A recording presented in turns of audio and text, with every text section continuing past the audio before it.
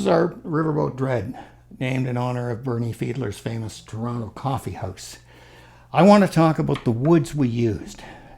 We're a relatively small maker. We occasionally find a really special wood that's only available in small batches. Not enough for the big guys, but great for us. The solid Bolivian rosewood we're using on the back and sides is a great example. The wood itself is not scarce, but finding a small sawmill that was happy to deliver book-matched backs and sides with both the heartwood and the sapwood intact was serendipity. The mill was looking for a way to avoid discarding the lighter wood, and that worked for us.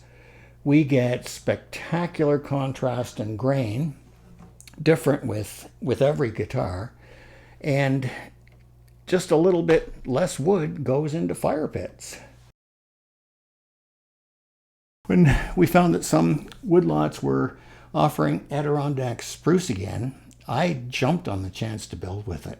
In all honesty, I had no idea whether it was a smart move or just a very expensive way to differentiate ourselves. Then the first sample arrived. All I can say is the wood is spectacular.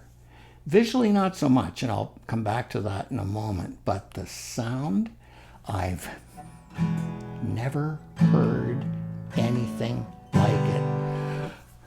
You know, part of that, I guess, is the choice to always build with AAA grade wood. But I think there's two very specific factors involved here.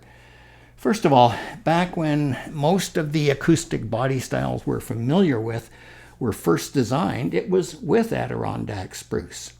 If for no other reason than it was abundant, cheap, and readily available.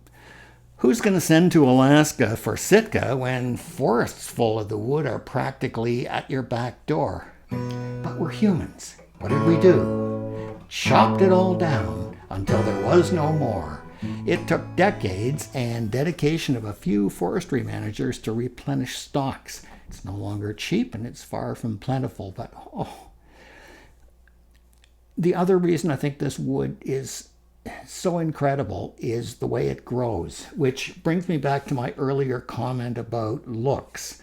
Initially, I thought we were being sent lesser grades of wood, but the mill owner explained.